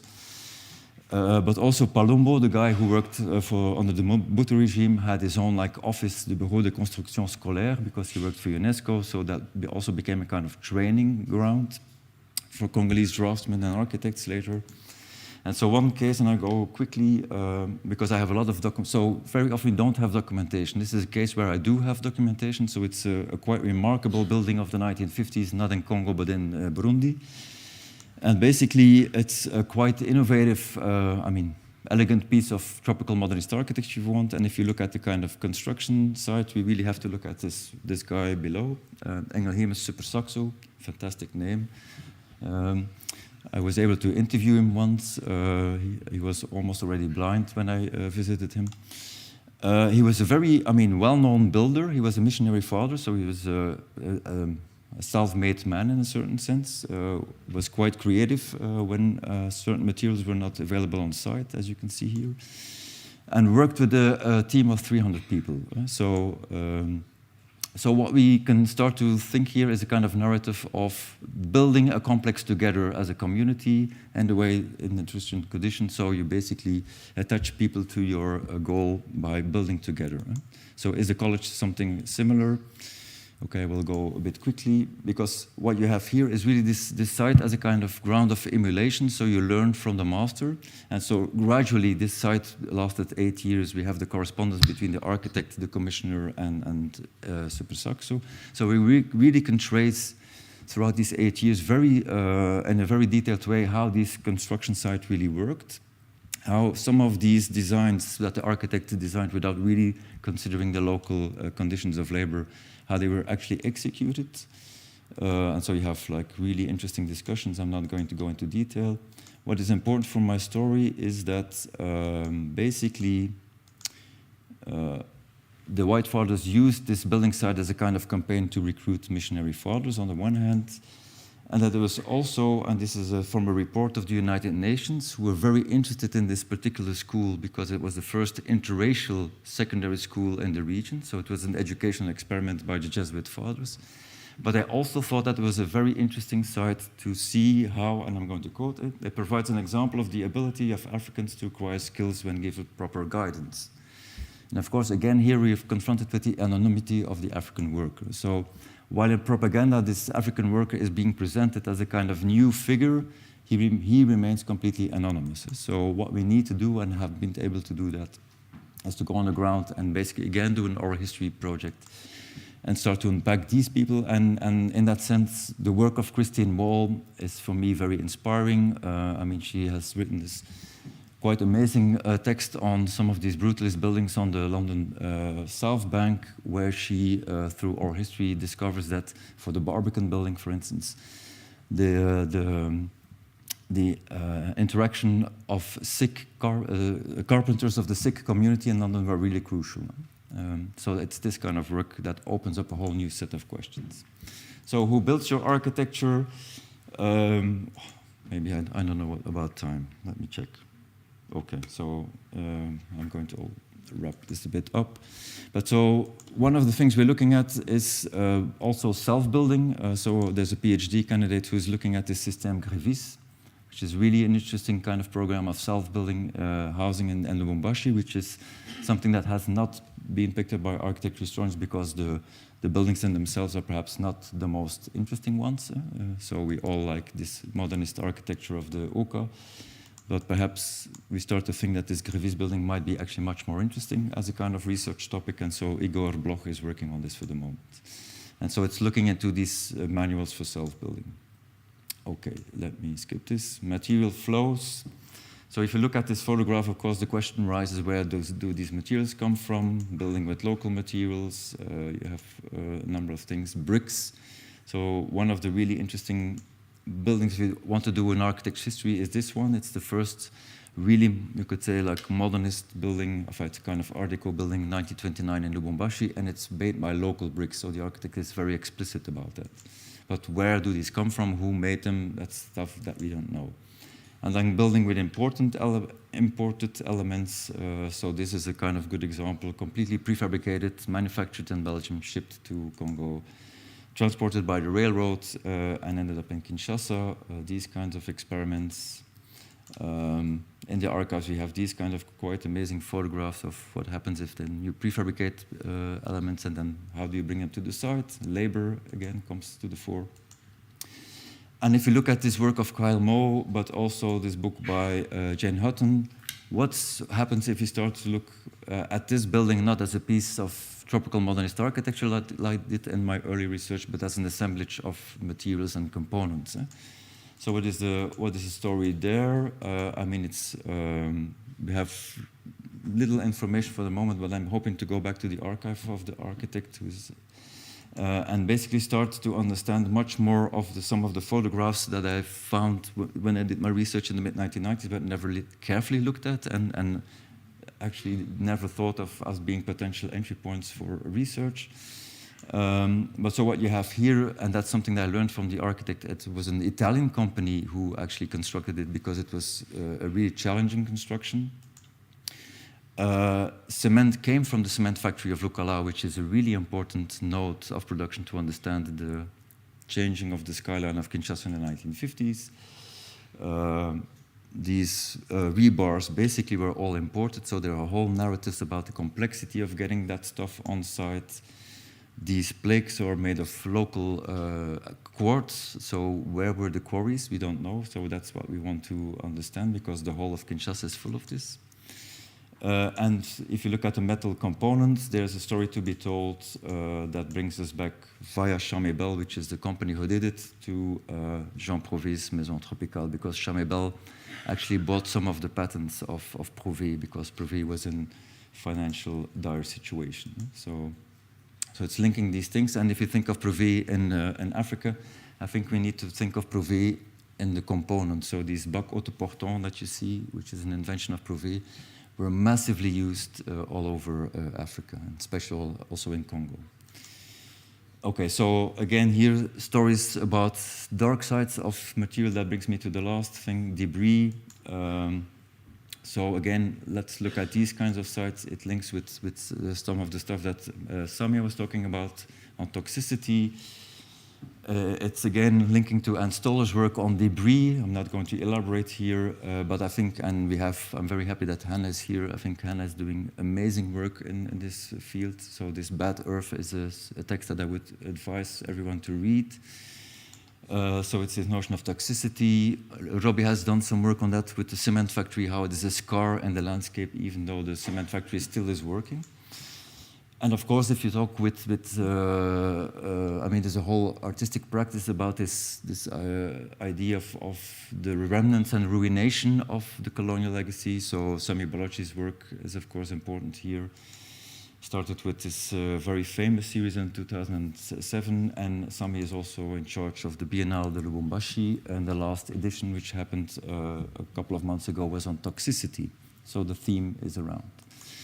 Okay, conclusion, a lot of open questions, a lot of research challenges. Basically what I want to say here is, when I did my research on overseas activities of Belgian architects in Central Africa, I found this photograph in the archive of Claude Laurence, and I thought, oh, it's a nice illustration of this Corbusian pilotis on which these high-rise Sabina Tower stands. If I look at this image today, I have a very different set of questions that come to the fore. That's what I wanted to share.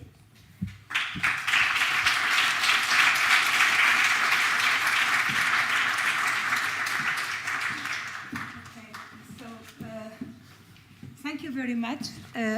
We are really, well, we have some time still, even if you are a little late. So I just wanted to know if you have any question to Johan, maybe one or two questions, or if everybody wants to get lunch. Well, Alexander has one question. Okay, so please, Alexander.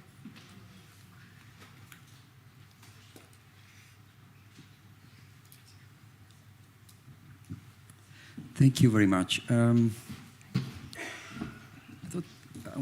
was just thinking how nicely this morning, maybe Samia, in your presentations, are bringing into discussions the material aspect also of what we are trying to understand, and also trying to bring maybe some of the Samia's questions to you, because I think in her presentations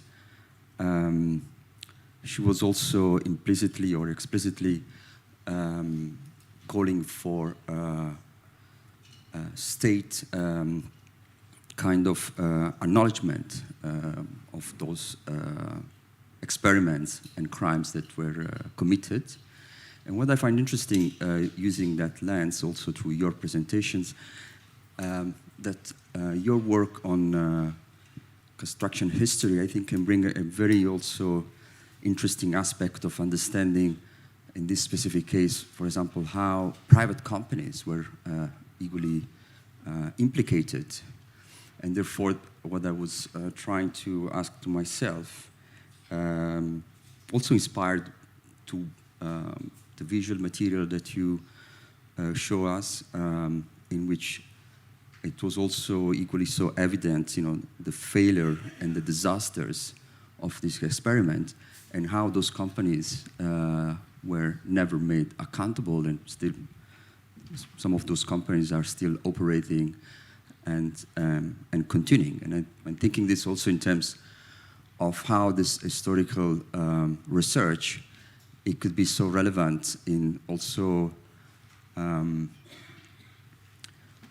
understanding better the implication of contemporary architecture, and exactly in the approach that you are proposing, which is not as mainstream architecture think about architecture also as in terms of aesthetic beauty of an object, but all the labor that actually is an environmental impact, that somehow that's produced.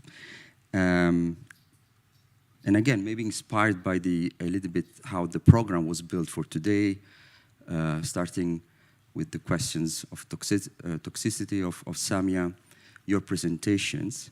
Maybe my question revolve a little bit around what I'm looking forward to hear in a while in the first sessions on architecture of repair.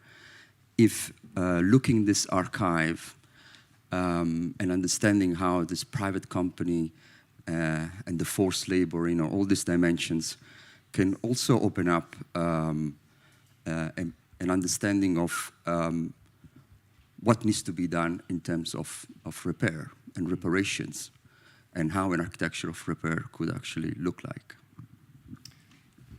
Yeah, it's a key question and a difficult one, so I don't have a full answer for you. I have a couple of elements. I think one of the tricky things about this research is working with these archives of these companies is difficult, especially if the archive is still with the company. Hannah will be able to share you information on what she's confronted with when she's looking at asbestos. The very particularity of the Blaton archive is that it has been given to an archival institution, and they were basically, I think, not considering what was in the bulk of material on the African activities, because when they gave the archive, they made an agreement with the institution, the archival institution, that they would make a book on the company, and there's no chapter on the African activities in the book. And I basically also, I'm happy about that, and perhaps also happy that the Blaton people are not that aware of what we're finding in the archive. But then again, and this is a very, I think for me, as a kind of historian, this is a really tricky question, and because, are these companies accountable? For sure there is a whole regime that was set in place. So what I try to do, and what we try to do with the team, is to show how these things work, and not veil these kind of things, but lay them in the open. But I'm aligning here with this work of this historian Benoît Henriet and the anthropologist Thomas Hendricks, is also, if you want to understand these functionings from the inside, you cannot start from a narrative of bad guys and good guys. That doesn't really work. So I think the challenge here is to write a nuanced, but I mean open narrative about the systemity of certain practices, but also understand and be able to show the slippages that are existing in that system, the kind of moments of empowerment within a condition of inequality that of course is there. So I think that's the kind of work I'm interested in. So rather than I mean, thinking in binary terms, I'm very much interested in the messiness of things. And people often say, well, I mean, if you want to make things complex, doesn't that make you complicit? So I've been working on exhibitions on the history of Congo where we had that kind of critique. To a certain extent, yes. But I think by also doing the kind of historical work that we do and sharing that not only in the academia, but also bringing that out to other audiences through collaborations with historians, but also with people like SAMI or cultural centers in Congo, it creates a kind of opportunity for other people to pick up that material and tell their own stories. And that's basically a position I feel comfortable with, I must confess. So that's my positionality, basically. Yeah. Oh, so, yeah, is that okay? Yeah, I grabbed it before because it was close. Okay, well, yeah, maybe as a bridge and another turn on repair, though, that I think might be interesting, even though there's obviously, it's so expansive, the avenues that you want to go down, is maintenance and the reproduction of buildings and where construction ends, which we could go on for ages, so I'll just jump past that.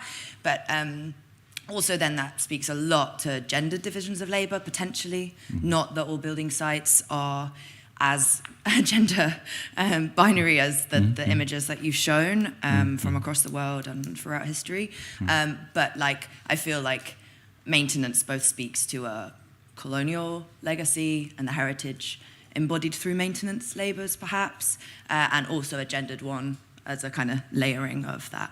So I'll make it that quick, even though I could go longer. What I can answer is yes. I mean, it's a really important avenue, which I haven't talked about. I mean, there are quite some anthropologists starting to work on the idea of maintenance and repair. We don't have an anthropologist in the team yet.